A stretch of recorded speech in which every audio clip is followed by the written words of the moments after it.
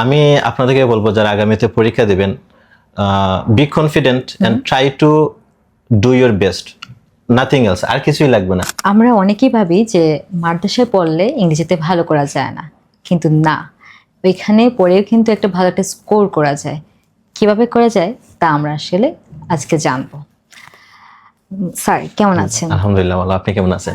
আলহামদুলিল্লাহ ভালো আছি স্যার। Overall sir 6.5। জি আলহামদুলিল্লাহ। তার কেমন অনুভূতি স্যার? মাশাআল্লাহ অনেক ভালো। যখন জানতে পারলেন তার কেমন অনুভূতি ছিল আপনার? আমি আসলে যদিও একটু বেশি প্রত্যাশা ছিল, কিন্তু আমার এই যে স্কোর আসছে আলহামদুলিল্লাহ আমি অনেক খুশি। বলা যায় যে আমি আলহামদুলিল্লাহ আমি এটা স্যাটিসফাইড আমার স্কোর নিয়ে। আচ্ছা ঠিক আছে। তার জার্নিটা আপনি বলছিলেন যে অনেকটাই হার্ড ছিল। জি জি, তো ওই তো এই বললাম জার্নিটা না কেমন যে ছিল? মাদ্রাসা ব্যাকগ্রাউন্ড থেকে আইসা আইএলটিএস করা, আইএলটিএস স্কোর 6.5 একটা স্কোর তোলা, এটা অনেক কঠিন বিষয়। কেমন ছিল, মানে হ্যাঁ। কিভাবে করেছেন এই কঠিন বিষয়টাকে ওভারকাম?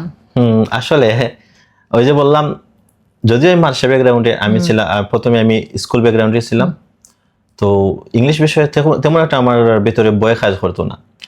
আফটার অল যখন আমি ভর্তি হলাম তখন তো হেক্সা জিন্দাবাদের বেস্ট সব বাংলাদেশের মধ্যে, এটার জন্য আমি হেক্সাসি ভর্তি হলাম।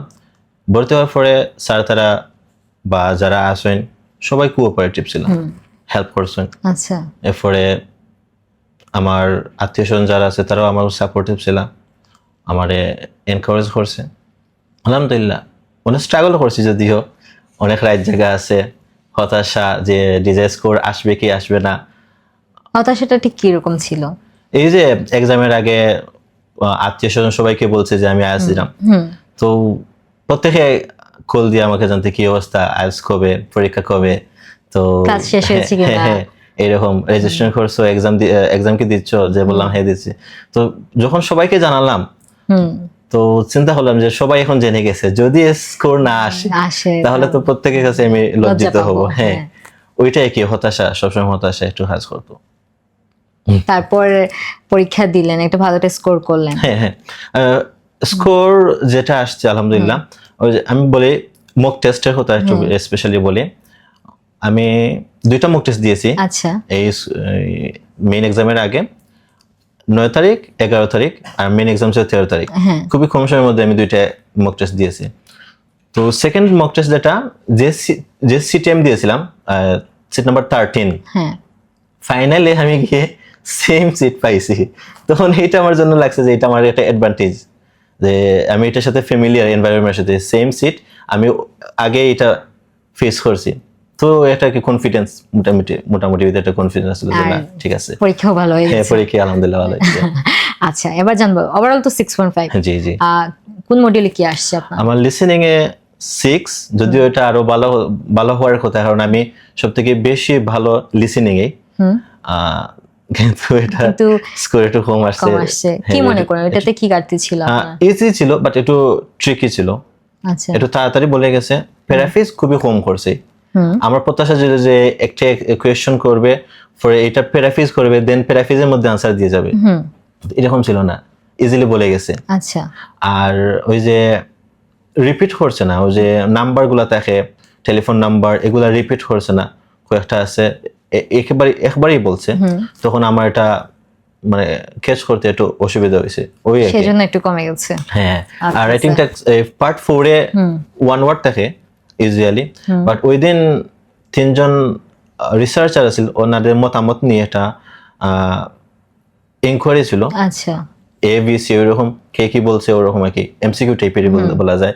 এটা মূলত আমার কাছে লাগছে যে রিডিং এর কোয়েশ্চন, সো ওইখানে গিয়ে আমার কমে গেছি স্কোর। আচ্ছা, বাট আলহামদুলিল্লাহ রিডিং এ আমি একটু দুর্বল ছিলাম বলতে পারি, বাট আলহামদুলিল্লাহ রিডিং আমার ভালো হয়েছে, 6.5 আসছে, এন্ড রাইটিং 6 এন্ড স্পিকিং এ 6.5। 6.5 যেগুলোতে 6.5 আসছে, ওই যে আমি যতটুকু শুনছি আপনি যখন আলসে আসেন তখন কিন্তু রিডিং নিয়ে কিন্তু আপনার প্রবলেম ছিল প্রচুর।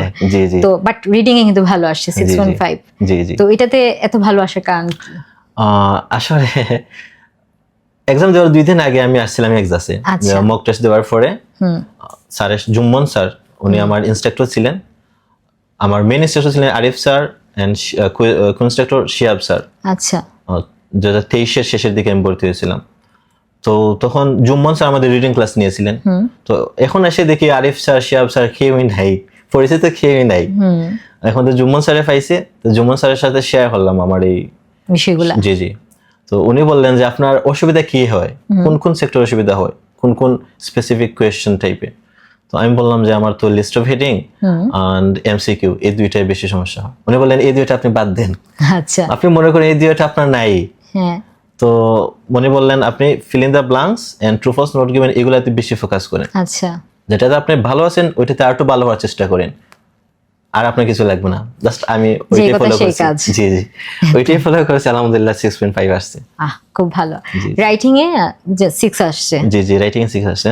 রাইটিং এ মকে আমার 6.5 আসছিল, কিন্তু রাইটিং টাস্ক 2 আলহামদুলিল্লাহ ভালো হয়েছে, বাট রাইটিং টাস্ক 1 এ আমার কাছে লাগছে যে ওয়ার্ডগুলা কিছু ওয়ার্ড আমি কম লিখছি। আচ্ছা। আর একটু আমার স্ট্রাকচার গুলো একটু সাজানোতে হয়তো একটু আমি বলবো যে উলটপালট হয়েছে, এই জন্য একটু কম আসছে। আলহামদুলিল্লাহ 6.5 আসতো। আচ্ছা ঠিক আছে স্যার। আর হচ্ছে স্পিকিং। হ্যাঁ স্পিকিং কত আসছে জানি? স্পিকিং 6.5। জি। তো ওইটাতে ভালো আসার কারণটা স্যার? জি, ওইটাতে আমি কনফিডেন্স ছিলাম। আমি আশা করি নাই যে কে আমার টিচার হবে, কে আমার পরীক্ষা নেবে, এটাই আমি মাথাতে আনি নাই। আমি কনফিডেন্স ছিলাম। আমি বলছিলাম, ওই সময় আমি ভাবছিলাম যে যেই আসুক আমাকে তো কথা বলতে হবে, উনি তো আমাকে গিলে ফেলবেন না। সো আমি জাস্ট কনফিডেন্স ছিলাম, ওনার সাথে ফ্রেন্ডলি কথা বলতে চাইছিলাম, আর উনিও খুব ফ্রেন্ডলি ছিলেন, হাসি মুখে কথা বলছেন। সো যে উনি ব্রিটিশ ছিলেন, ব্রিটিশ ও একজন বয়স্ক মহিলা ছিলেন, আলহামদুলিল্লাহ খুবই ফ্রেন্ডলি ছিলেন, হাস্যোজ্জ্বল চেহারা ছিল, সবসময় কোঅপারেটিভ ছিলেন, খুবই সাবলীল ভাষায় কোয়েশ্চেন গুলা করেছেন। কোনো আপনারও এই উত্তরগুলো দিতে হ্যাঁ খুবই ইজি লাগছে। জি জি জি। আচ্ছা ঠিক আছে স্যার। স্যার আপনার পুরো পরিচয়টা জানবো এবার। জি, আমি এমডি আনোয়ার হোসেন। আমি বর্তমানে সিলেট আসছি, এমসি কলেজের শিক্ষার্থী, ইকোনমিক্স বিভাগের। আচ্ছা। আর হ্যাঁ, আমি আসছি হচ্ছে সুনামগঞ্জ থেকে। আমার ডিস্ট্রিক্ট হচ্ছে সুনামগঞ্জ, উপজেলা হচ্ছে জগন্নাথপুর, কলকুলি ইউনিয়ন, গ্রামের নাম হচ্ছে গিপুরা। আচ্ছা ঠিক আছে, ওকে স্যার। স্যার নিশ্চয়ই স্বপ্নের দেশ আছে? জি জি, আলহামদুলিল্লাহ, ইনশাআল্লাহ, অবশ্যই। কোনটি স্যার? obviously UK. আচ্ছা ঠিক আছে, আমরা দোয়া করি যাতে আপনি স্বপ্নের দেশে তাড়াতাড়ি যেতে পারেন। জি। সাথে কে আসছেন? দেখলাম তো সাথে আসছেন। আমার ফ্রেন্ড, আমার বন্ধু। জি জি। তার মানে বন্ধু বান্ধবও জানেন? অবশ্যই, ওনাদেরকে আজকে ট্রিট দিতে হবে। ও বাবা। আচ্ছা ঠিক আছে। আর পরিবারে কি অবস্থা? আলহামদুলিল্লাহ, তারা অনেক খুশি, সবাই খুশি আমার জন্য। পরিবার, আত্মীয় স্বজন, ওই যে বললাম আমার আত্মীয় স্বজন যারা আছে সবাই অনেক সাপোর্টিভ আমাদের দিকে, সবাই খুশি। আমার খালা, মামা, চাচা, ফুফু, আত্মীয় স্বজন যারা আছে, বিশেষ করে আমার আমি যে এখন যে আছি বর্তমানে আমার হুজুরের আন্ডারে, আমার উস্তাদ, ওনার আন্ডারে আছি, ওনার বাসায় আমি থাকি। উনি আমাকে খুবই মায়া করেন, পুরাতে ভালো দেখে আর কি। উনি নিয়ে আসছেন আমাকে সিলেট ওনার সাথেই। উনি আমাদের মাদ্রাসা, হিফজ মাদ্রাসার প্রিন্সিপাল, আর আমার যে গ্রামের যে মসজিদ আছে মসজিদে ইমাম সাহেব। একটানা প্রায় 17 থেকে 18 বছর ছিলেন এখানে, আরো বেশি হবে। আমার জন্মের এক থেকে মনে ছিলেন, প্রায় অনেক দিন ছিলেন। তো এখন রিটায়ার্ড অবস্থায় আসেন ছিলেন, আমাকে তার নিয়ে আসছেন সাথে করে, বলে তুমি চলে আসো আমার সাথে, ওইখান থেকে লেখাপড়া করবা। আচ্ছা স্যার, আমার একটা জানতে ইচ্ছে করছে, আপনি মাদ্রাসায় পড়েছেন, বাট কেন মনে হলো আর কি যে আমি আলসে আসবো? এটা আপনার কেন মনে হলো? মাদ্রাসাতে যারা পড়ে সাধারণত কোনো মাদ্রাসাতে থাকেন বা হচ্ছে মসজিদের ইমামতি করেন, বাট আপনার কেন মনে হলো সেটা? আসলে অনেস্টলি যেটা, আমি যখন ইন্টারে পড়ি তখন, যেহেতু আমি সিলেট সরকারি আলিয়া মাদ্রাসায় পড়ি, তখন দেখতাম যে এক্সাসের নাম শুনতাম, একবার সেমিনারে আসছিলাম, তো তখন থেকে কি আমার আইএলস দিতে হবে, আইএলস এর প্রতি একটা আবেগ কাজ করছে, আকর্ষণ কাজ করছে, আমিও দিব ইনশাল্লাহ, আমিও বিদেশে যাব, ইউকে যাব। আমার তো স্বপ্নের দেশ বললাম ইউকে, তো তখন থেকে কি আমার এই প্রতি আশা।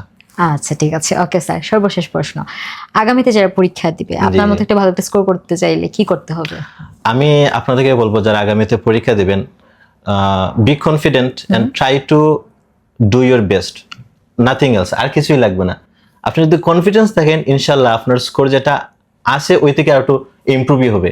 আসলে এটা আইএলটিএস মানে হচ্ছে আপনার কনফিডেন্স লেভেল, ওরাই চাই যে আপনি কত ফ্লুয়েন্টলি কথা বলতে পারেন, এইটা জাস্ট টেস্ট করে। ওইগুলাই। আচ্ছা, ওকে স্যার, ধন্যবাদ স্যার।